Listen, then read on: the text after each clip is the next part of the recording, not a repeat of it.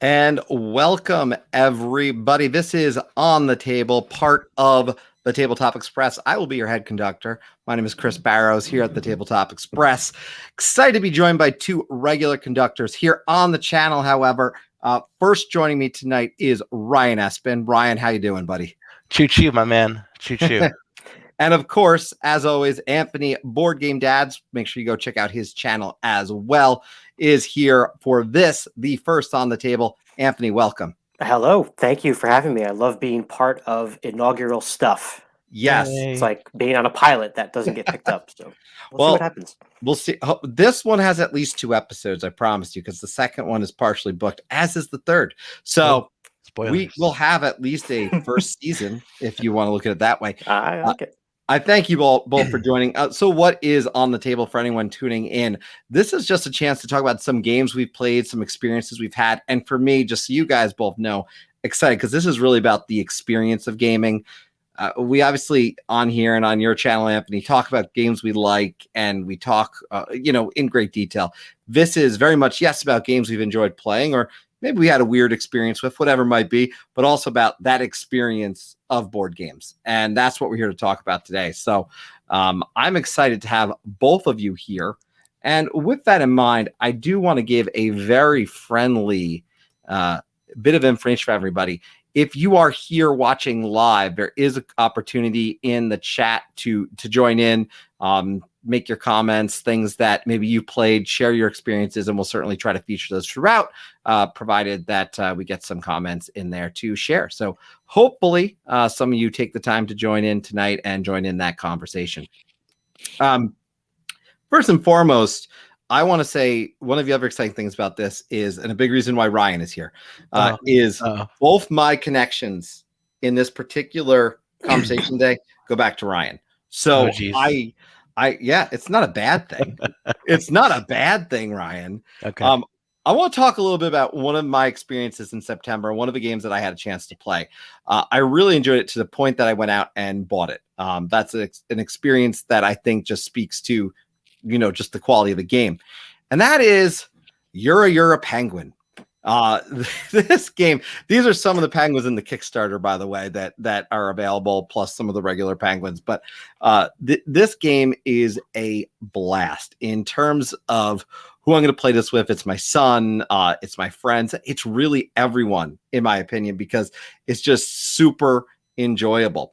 And what this game is this strange mashup of it's got some Uno, it's got some Jenga, it's got dexterity as a whole. It's just really fun. And I had a blast playing this game. And when it comes down to it, I just want to share some of the photos.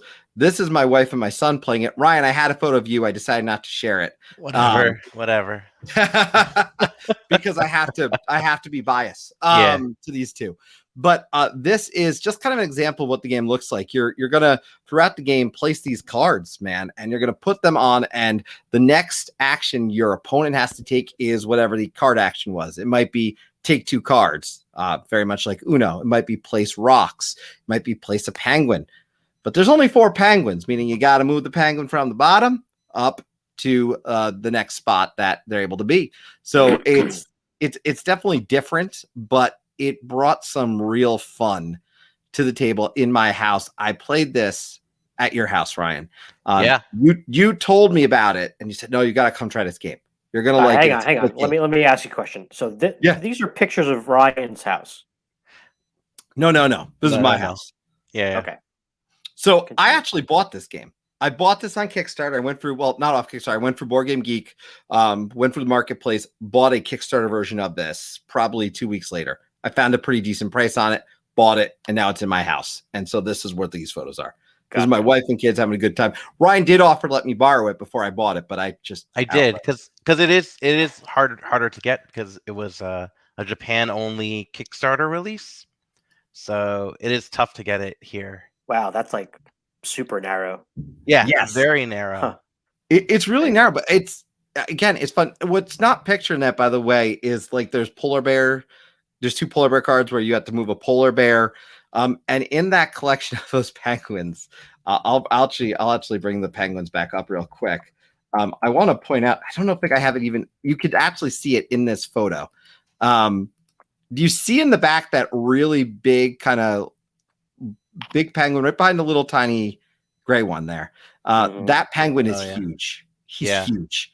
So it's always interesting to me that one of the versions of it that you can play is where like you pick the 4 penguins that are in the game. There's one where they say, oh, the person who plays a penguin card can pick the penguin that the person's going to have to put on if there's penguins on the table that can go on. So there's a variety of ways to play this. So it becomes almost a modular experience, a really great time. So I had to highlight this game. That was the first game for my choice for on the table in this inaugural version, and I had to just discuss it because I loved it. I'm gonna talk about it now, if you don't mind.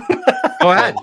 Go talk about it. It's so I've heard a lot of comparisons about this game to Rhino Hero, which I haven't played Rhino Hero. I played Rhino Hero Super Battle. I don't know if you played Rhino Hero before, Anthony.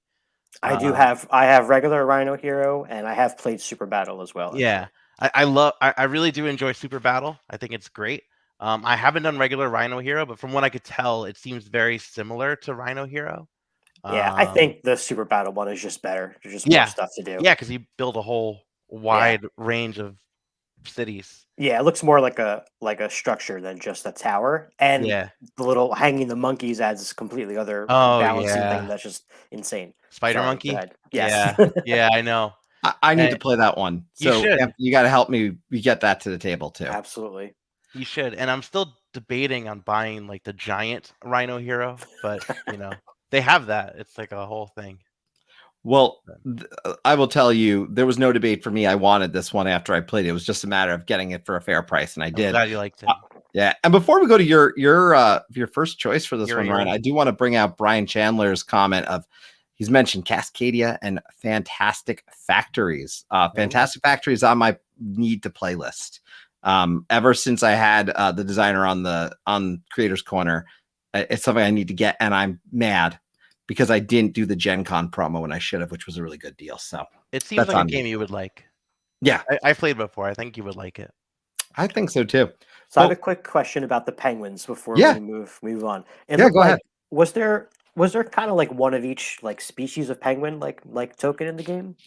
So it's interesting that you say that. There's not like one of each in the game, but there's a collection of most of them. It comes with a pamphlet, which is not right next to me right now, but it talks about in your Yura penguin on this sheet. Like, here's all the different types of penguin. I think there's 22 or 27. That's exactly what I was going to ask. I was wondering if there was a compliment to that, because I really like when games do that, and I've seen an uptick in games that do that, especially nature theme, because it just kind of lends itself to having this fact sheet.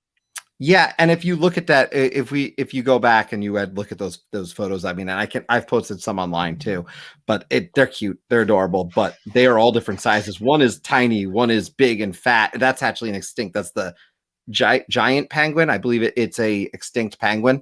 So it really stretches across that. There's no Oswald Cobblepot.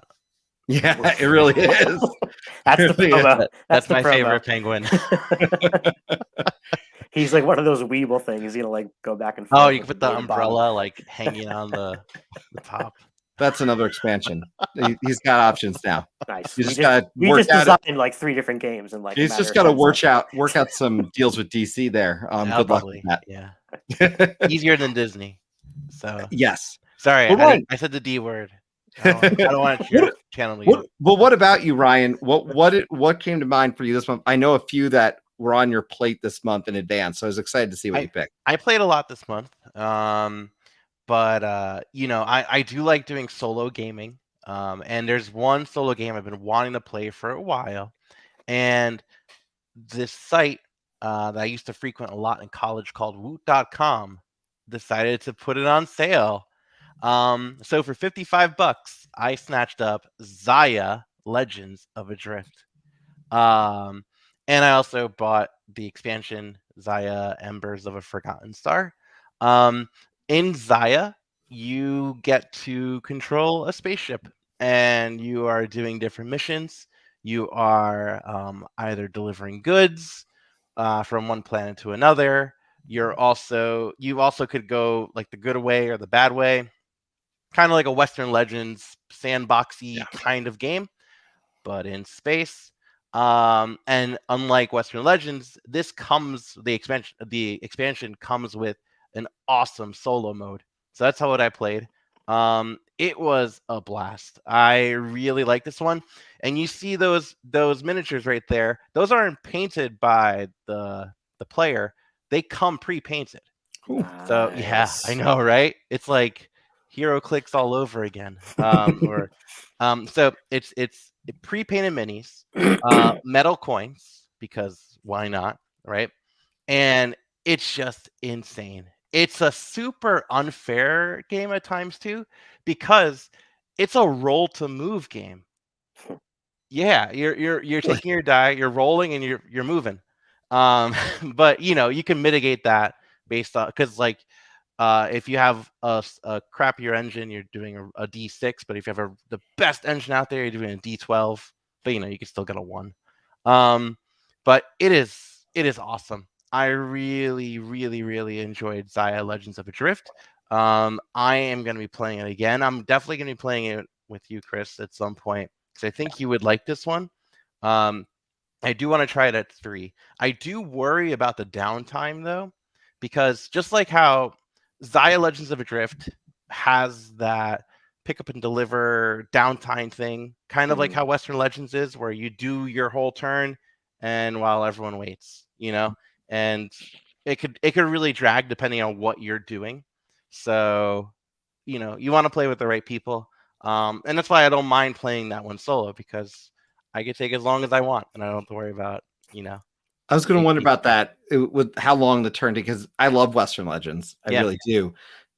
Fantastic. You feel like you're part of a Western, so if it has that feel, that's a win to me. But it's true. That's a game that needs more people. It does. And there is a solo mode that they're trying. Hopefully the next expansion of Western Legends fixes. But that said, if it's got a good solo mode, that's a win. Number one. I also think, if I'm not remember, you watched like 2 hours of YouTube videos to prep for the rules on this one, or like you watched a lot of you watched a lot of video. You didn't read the rule book per se, right? I did. You know what? This game was haunting me. It was plaguing me. I was like, this huge box. I haven't touched this yet, and I just need to play this game. And I woke up like at 3 a.m. in a cold sweat. Not really. I got kicked by my 3-year-old. But so I woke up, kicked in the face, and I was like, you know what? I'm gonna watch some videos on this, and we'll see how it goes. So I watched a 6-part playthrough from One Stop Co-op Shop, who does their channel does awesome, amazing solo playthroughs of board games. So it was great to learn the rules from them and also watch how they played it, because then you kind of formulate strategies and you're not going in blind. Because that's the fun thing too in this game. Speaking of going in blind, the board starts off with like a single like tile, and you're expanding it as you go along. But when you're expanding it, you go to the edge of the board and you spend an action to view what's on the other side. Or if you don't want to do that, you could just blind jump into it. And the thing is, when you blind jump into it, one of the tiles is Xia, which is basically the sun. So you could jump into the sun and immediately die. It's a totally unfair thing, but you got to know this going in. So if you know that it's going to be like a silly, unfair, that wasn't, why did that happen kind of thing, you're going to have a good time. If you're going in expecting like, a brass tacks Euro, it's not gonna work. This is as Ameritrashy as the Ameritrash can go. It's great, and I love it. I love it, love it, love it, love it.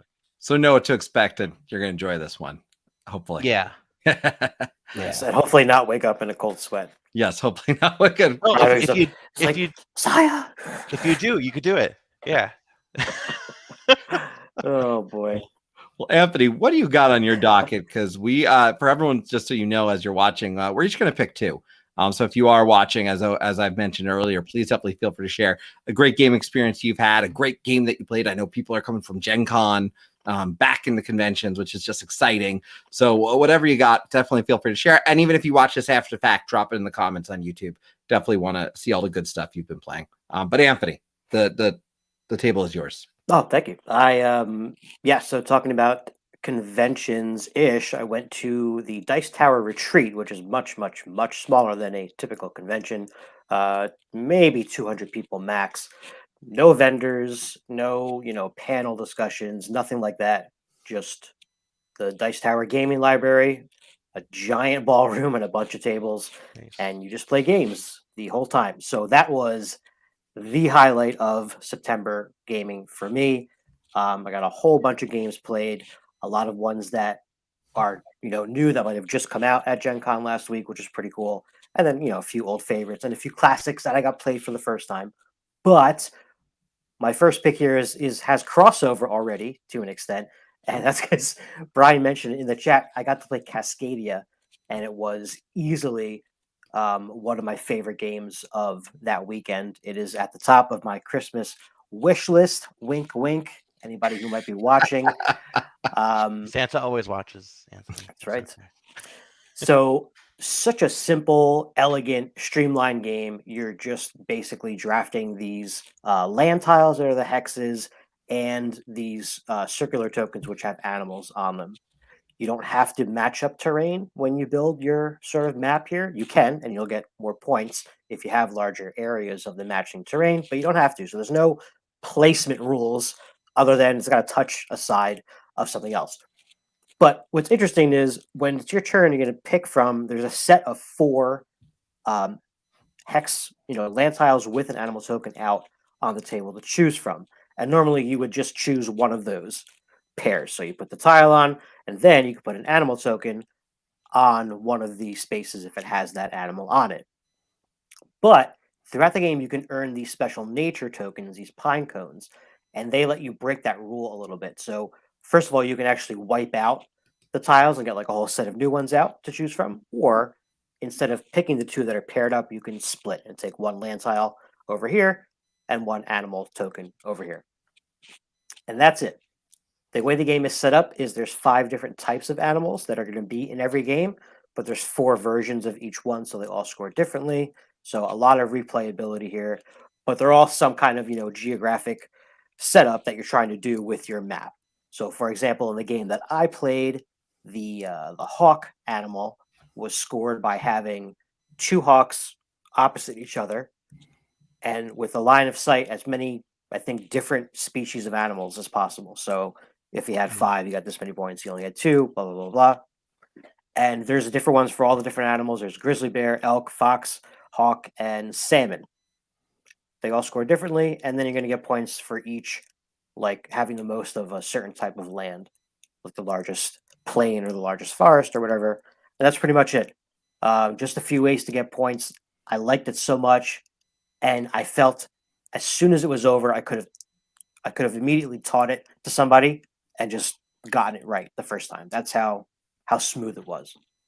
We do have a comment here. Really excited to try this one in a few weeks. And I think a lot of people feel that way. I've seen this one from afar, especially having played Calico a lot recently. I mean, there's this family of games that you see Beth Sobel's name. I'm sorry. You immediately are drawn to it. It's just a thing that happens, I think, for a lot of people, but this one's definitely got a lot of people's eye. So someone get that for Anthony, because if it gets in Anthony's collection, it gets in my extended collection. That's right. I'm going to encourage Santa. And I should say, I have not played Calico, but I've heard from a couple of people that they like Cascadia better because it seems to be a little more open, whereas Calico seems to have some very strict patterns that need to happen to get points. That's good. Because so that was my a little complaint. more free fall. Yeah, that seems to be a common thing that I'm hearing, which is interesting. Yeah, so there was I was interested in Calico a little bit, and after playing this and hearing that, I don't have any interest in getting Calico anymore. So this is definitely the go-to. Well, you get this. I have Calico. It doesn't matter. We have the covered, and we could play Calico because I did like Calico a lot. But what you're describing, I agree, because Calico is definitely, it's a puzzle. And is there a third one coming out? It's on Kickstarter right now, right? There is. I don't remember the name, but Ryan, you have to get that one, and then we'll have all 3 covered. No, I know someone else is getting that one. It's all right. No, but you are talking about obviously what's really turned into a series of these similar style games, and it's still different. I mean, we've seen Azul, which now has a fourth one coming out. So the difference here is it's different names, but there's a connection. But this is awesome to hear, and it sounds like not Gen Con, but Dice Tower was just a ton of fun. I love, as someone who loves PAX Unplugged, I do love that idea, but it's really just about playing the games as much as I want to meet so many great people at PAX Unplugged. The idea of just playing games, all that I mean, there's nothing wrong with that. It sounds like a great time, and it's a smaller crowd, as you said. So yeah, I'm sure a great way to make some wonderful connections in the process too. Absolutely. Well, I wanted to show you too, because I realized you had another slide here, so people. Oh, yeah, okay. So you can see the card layouts there. So like the salmon one in the middle, for example, is you want to have, which is kind of thematic, a row, right? Like a river of sorts. And the longer it is, the more points you'll get. And that's basically it. So they all have, I think, 4 versions each, and there's 5 animals. So there you go. A good amount of replayability. And I would say probably for that reason, an expansion is not too far-fetched. How's the player interaction in that one?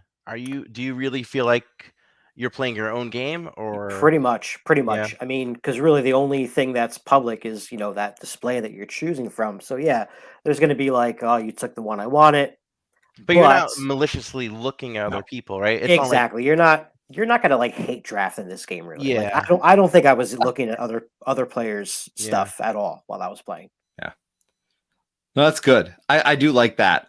We had an experience. I know this isn't my choice, but Ryan and I had played Brew, and we had a great time with Brew. And there was times where you're like, oh yeah, this is going to get you, but it's like built into the game. So you don't feel vicious. So I do enjoy that.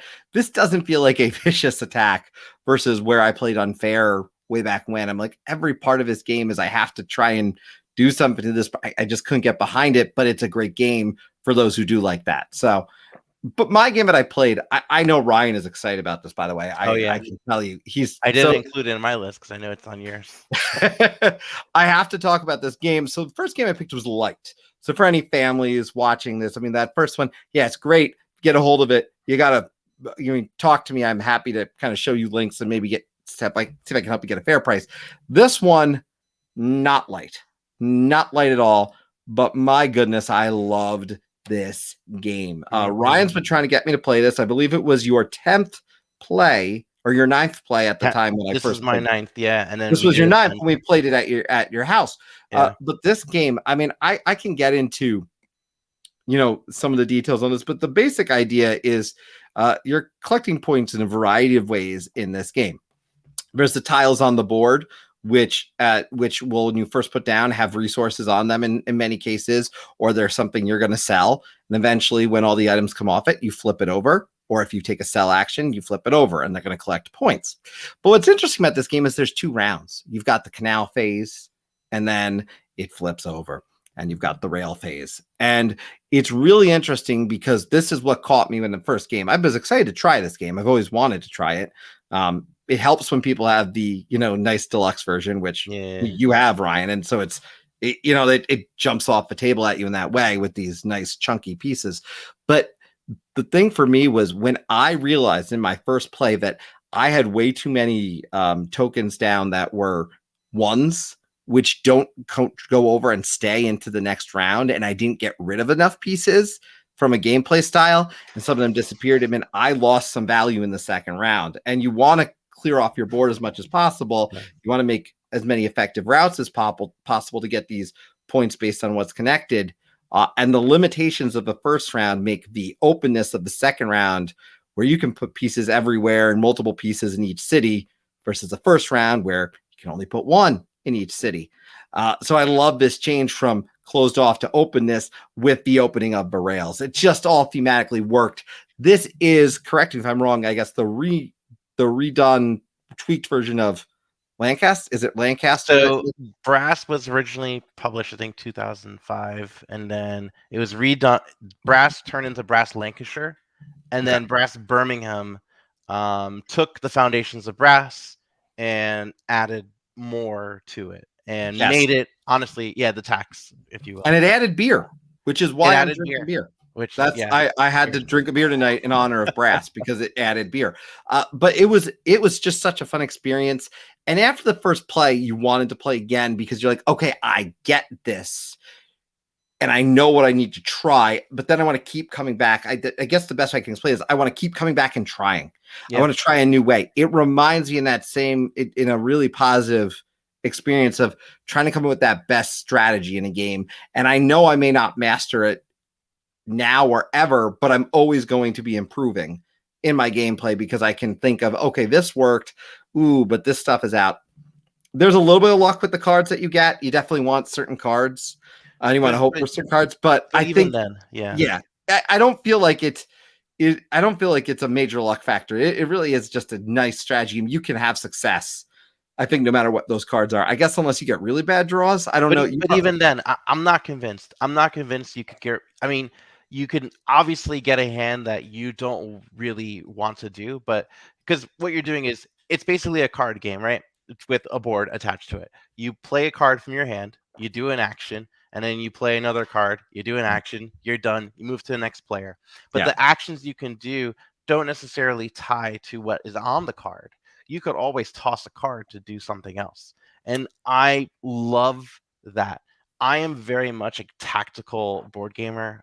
I like to think on my toes, to change my strategies, to see what's going on the board and just middle around until I get to where I want to go. I'm not a chess player, you know.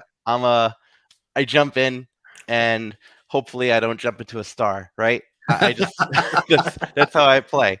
So with Brass, but I know the thing I like about this before I end it is the fact that you are using other people's resources. So I may have a location with 2 beers on it.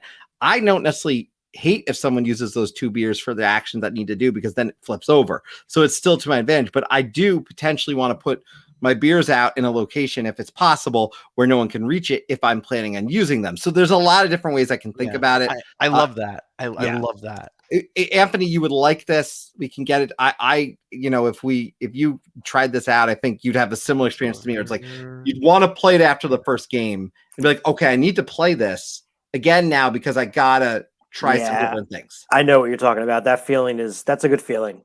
It is a great feeling. And when I was the same way when I first played it, because I did not know what was going on when I first played it. And it was the only Rodney Smith video I've watched where I fell asleep watching it. I've never had that happen.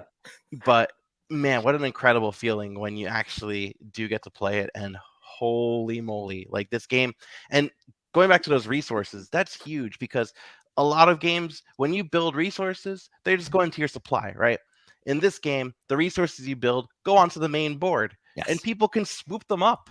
And you might be thinking right now, why would I want someone to do that? Well, the great thing is when they swoop them up, that building is considered to be sold, so that flips over, and that's the only way of building score points. They flip over, and they score you points at the end of the game when they're flipped over. So you want to make sure people take your stuff.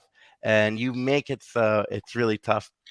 You explain really well. You're in a scenario where sometimes you do actually want people to use your stuff, which is I found fairly unique. I normally don't want people taking my stuff, and in this case, I was like, okay, that's great. I need someone to take these beers. God, just take the damn beer. There's 1 beer left. Take the beer. There's one, and it's so incredibly fiddly. This depends on what kind of beer it is, though. Well, yeah, but that's the thing. So, like, it's just so like fiddly because you really, in order to flip buildings, it's either A, stuff comes off it, or B, you sell it to a place. But in order to sell to a place, you also need beer because I guess you clink with the person, like, cheers, we sold the deal. And it's just like that fiddliness. It works. Is awesome. I love it. I love. I will say that it works. But you know what's funny, Ryan? I led with a more family game. I think you've actually got a more family game to close that one. I do. So I taught my 3-year-old how to play Brass Birmingham, and he loves it as well. No, I'm kidding. So I bought a game. I've been buying a couple of games for my son, and we've been trying stuff. Candyland was a no-go. We tried it. I did buy it. I don't want to be that dad who was like, yeah, you're not going to play. We're only going to play these games. You're not going to play any of those. Well, we'll play Candyland. We tried it. He didn't like it. But this one, he loved. This is called Go Away Monster. I don't know if you've played this before, but it is fantastic. It is a bag game. That's my son with my mother-in-law. And that was actually from today because I was going through BGG finding photos. I'm like, I want to get one of him playing it. So in the game, you're reaching into this bag and you're trying to pull pieces to build your bedroom. You're trying to build your bedroom with like a bed and a lamp and like a picture on the wall and a teddy bear. But in this bag as well, there are also these monster cardboard pieces, right?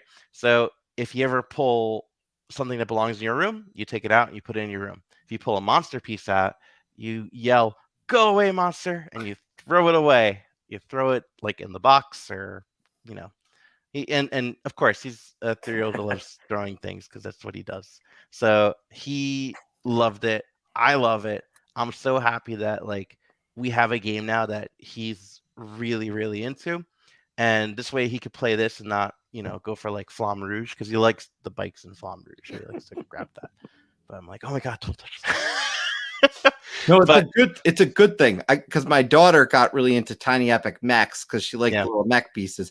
Now, like 2 of the base pieces are missing. I'm like, okay, I guess it's a 3-player game now. I mean, that's I guess what it is. Yeah, but Go Away Monster is fantastic. I mean, it's not made for adults. No worries. If you're buying this for your buddies, it's not gonna work. But it teaches shape recognition because as he gets older, he'll at least I could then ask, okay, can you try to feel what the bed is? Can you try to pull the bed out? So because they're all very distinct shapes. So there's no repeat shapes? Like there's not a lamp shaped monster piece? Okay. There's no lamp shaped monster piece. So the monsters are completely different as well. There's some monsters that are similar to each of the pieces, but overall every piece is a unique shape. So it's not like you don't know. You're really gonna know. So, but it's great because it teaches turns. He's finally he's all on board for teaching, like taking turns, which is great. And it's huge. Actually, my daughter started recently being able to do turns, and the concept of it is gigantic, and it gives me the opportunity to start teaching. Okay, here's some basic mechanics. Here's the dice rolling. She loves doing that, but you start teaching the mechanics to the kids when they're young. Then when you start teaching, and because it worked with my son, more advanced games. At 7 years old, my son was playing Raiders of the North Sea. Yeah, because he knew all the mechanics and he just did the math, and he practically memorized cards because that was effective way because he couldn't read everything, but they had good symbols. So I mean, it is the beginning. So it's a wonderful beginning, and in my opinion, an exciting time for you because the future is bright. That's all. I'm hoping so. The future is bright. Well, very, very happy to hear your glowing review of that, Ryan, because I do actually own that game. It just has not been opened yet, and it's planned on the table for October. So, perfect. Good to hear. I'll let you know how that goes. I'm sure it's going to go great. But you got one more, Anthony. You can't skirt us just yet. You got one more choice. All right, so here's another first play for me, and it was also at the retreat, although it is a 2-player only game, and that is called Mandala. Very, very, very gorgeous cards, and this is basically like a linen mat. It's like a cloth. So it's just beautiful out on the table. Very simple mechanic here. You are playing cards to either that center row, which is called the mountain, or one of your side of the mountain, which is your valley. And as you can see, there's 2 circles, so there's 2 playing areas. On your turn, you can play 1 card to the mountain, and if you do, you get to draw 3 cards. Or you can play as many cards as you want in your valley of the same color. If that's the case, you only take 1 card. Or you don't take any cards. But as soon as one of these 2 regions has every color present is when the mandala breaks, essentially, and then you will be taking turns getting the value, the profit of the mountain. And the way that happens is it depends on how many cards you play to your side of the valley.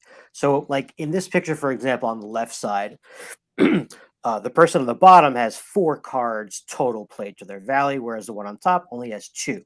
Now there's 5 out of the 6 colors present at this stage. So if somebody played the last color, which would be the purple one, right? If they played that to their side, they would still only have 3, but it would score.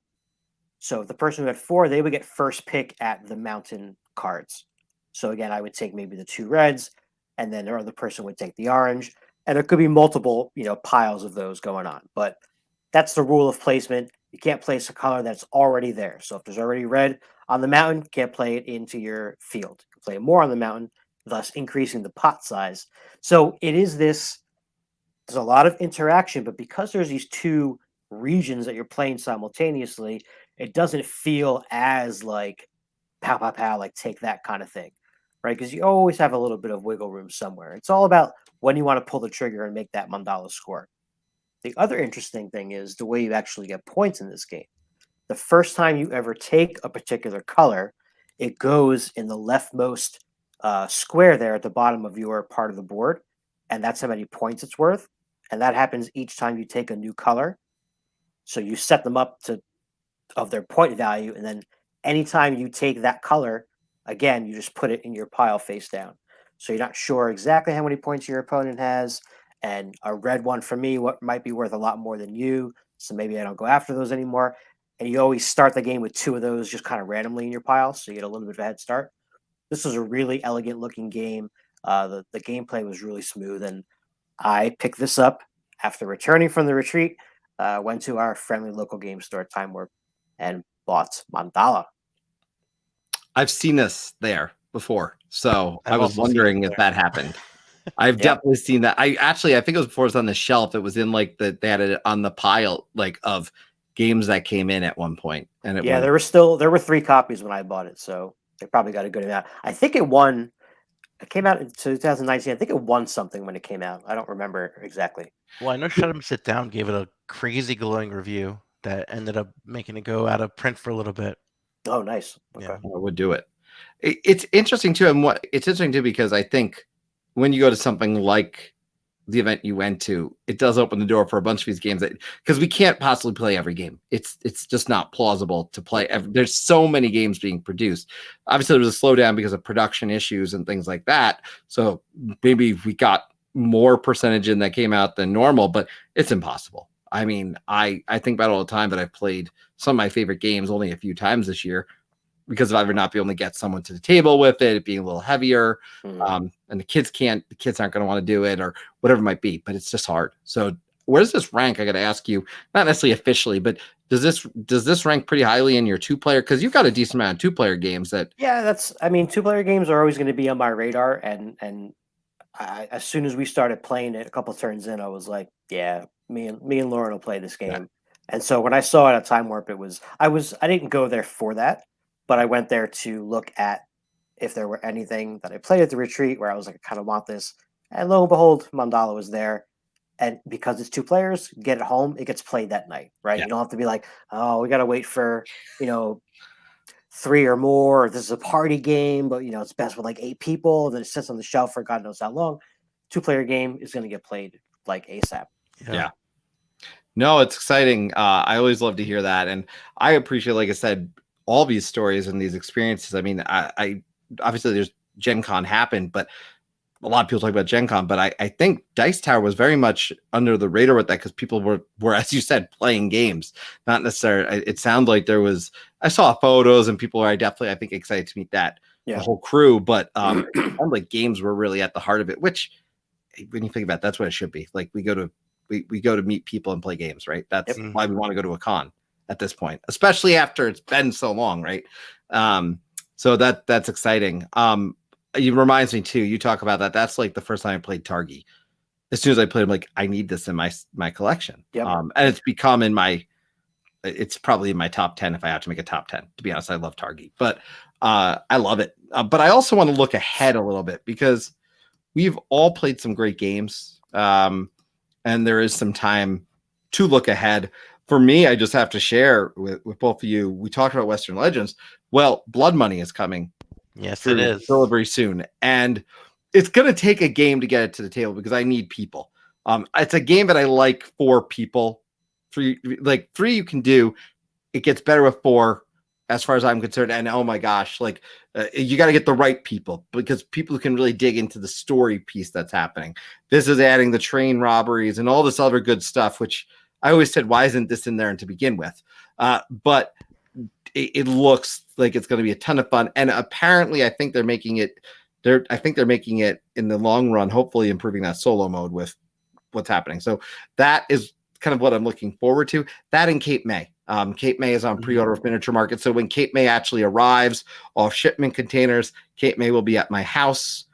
I would note on that same deal with Cape May, I got Notre Dame for like $10, and it's waiting too. So that was a steal. I was like, I just want that. That is a steal. That's a great game. I know. So I saw it for $10. Like, yeah, add that to my order. So that's some of the stuff I'm looking forward to, in particular for October and beyond. But obviously for me today, the big ones were Brass Birmingham and Yura Penguin, which I would have never heard about if not for you, Ryan. So I thank you for that one. No, you're a Penguin. Yes. Yeah, right. What's on your mind though, in terms of, as we look to October, a game you want to get off the shelf that you haven't played, or something that's coming, whatever it may be? Who are you talking to? You, Ryan. Oh, geez. Good golly. I said Ryan. You did. What's your name? Sorry. It is? Yes. So obviously I do have a shelf of shame that I need to get through as I look. Anyways, I am actually looking forward to this weekend of all things. This weekend I am going to be attending a board game con, I guess. It's not really a con. It's called S'mores and Meeples. It's in Pennsylvania. It's a camping board game outing. Oh my goodness gracious. Awesome. What? Yeah, I said S'mores and Meeples. It's a board game camping outing. I think it's the third one they're doing. So I'm going. I'm looking forward to it a lot.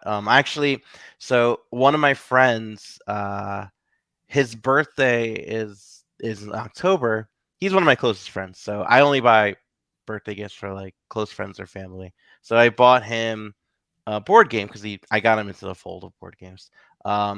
And he wants to do this thing where he teaches a new game each month, a brand new game, just each month. Just he folds out, just teaches it.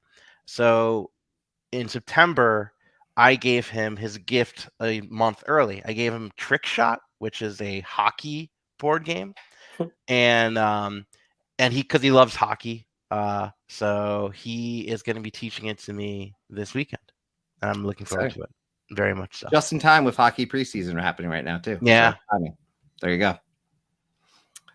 Anthony, did you pick up any games or anything that's exciting your way now? Obviously, you've got one now that, because of Ryan, you clearly have to try. But besides that. Yeah, so first of all, Ryan, how far away is this magical event that you're speaking of that combines camping and board games? I'll get you the exact information right now on the internet. There you go. Yeah, put it in the chat, because this is what I like, the feeling I got when I found out Cloverleaf Tavern had a drinking program where you get punched cards in and earn your degree that way. I don't think it's far from Philly.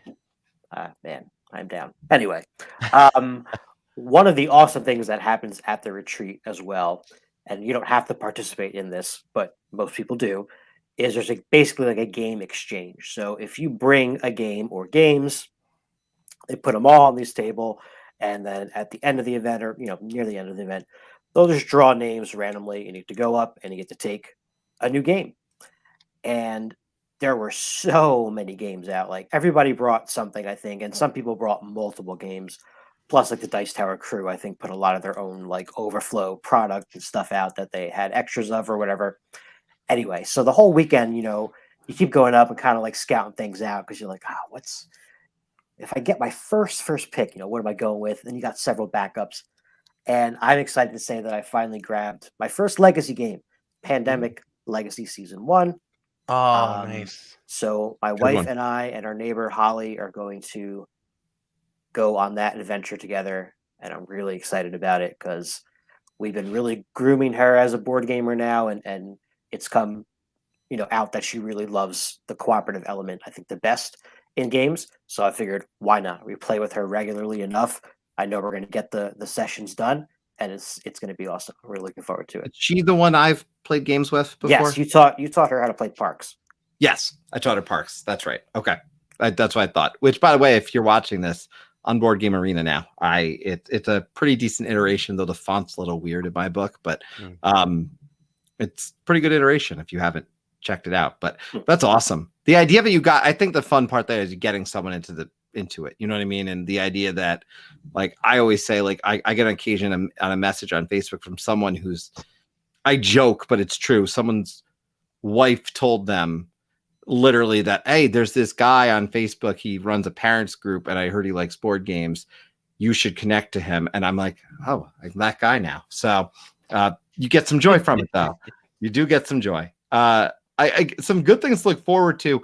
I do want to talk about looking forward just briefly here. Next year on the Express tomorrow, I will be having Is This Game For You? I'll be joined by a wonderful co-conductor here in another Ryan, who you may know as Squirrel. You've seen him before on the channel. So we're going to be talking a little bit about Everdell. The exciting thing about that, guys, is we're talking about the base game, but we're going to break down the expansions. I actually dislike one of the expansions. I like Everdell. I actually dislike one of the expansions, even though I own it. I don't play it. It was more of a completionist act, but I do not love that particular one. But I do like Everdell. So we'll be talking about that. That is This Game For You? There'll be more of those coming up, and I'm shooting another Is This Game For You that will go straight to the channel. It will not be live, and we are going to be talking about Calico. So you get Cascadia. We can add that to the loop. Absolutely. So again, Santa, do it, Santa. But that's what's happening here on the Express. I want to thank both of you for being with me tonight. And of course, I want to encourage everyone to come on. And if you are not subscribed to the channel, go ahead, give a subscribe. We're going to have a lot of great stuff. Creators Corner has a few great guests coming up. We're going to have some great roundtable discussions coming up, including one that I'm in the process of scheduling right now around volunteering at conventions and getting involved. So a lot of really unique conversations I'm trying to bring to the channel. And more importantly, as for live, I just want to say, you both know, but I had to take that month off in August. And this really is for me, this is the second time I've been able to do something since then. And it's the end of September, and to be able to do it and not, I was having migraines, terrible migraines, and just to be able to do this and honestly sit through 2 of them with no issues. It's been wonderful. And I'm so glad to be back. I'm so glad to be back with both of you guys. And, we will see you again very soon, I'm sure, for some other related videos. So, Anthony, before we go, anything coming up on your channel that you'd want to share? Sure. We got new videos every Wednesday, and this coming week is our seasonal spotlight on fall. So check that out.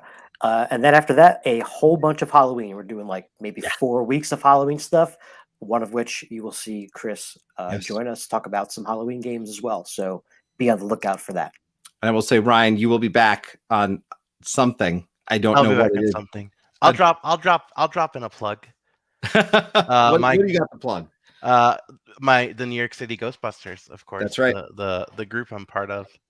We're going to be at New York Comic Con with a booth hanging out. I won't be there, but a bunch of us will. We're doing some raffles. We're making some slime. It should be a good time, and we're doing it for charity. So hooray, charity!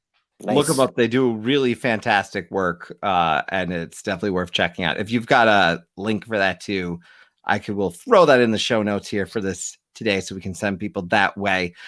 Thank you both for joining. Really appreciate for everyone who tuned in live. Thank you for being here. Thank you for participating. And I apologize to those of you on Twitter because StreamYard just recently changed the connection. And for some reason, even though it was streaming to Twitter, the comments were not coming through. So there may have been some there that I missed. I was not ignoring you. They just made a switch from Periscope to Twitter video. So it's just a technical thing that hopefully will resolve quickly.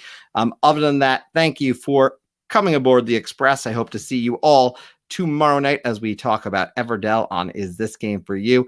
And I just want to say have a good night to everyone, and we'll see you all very, very soon.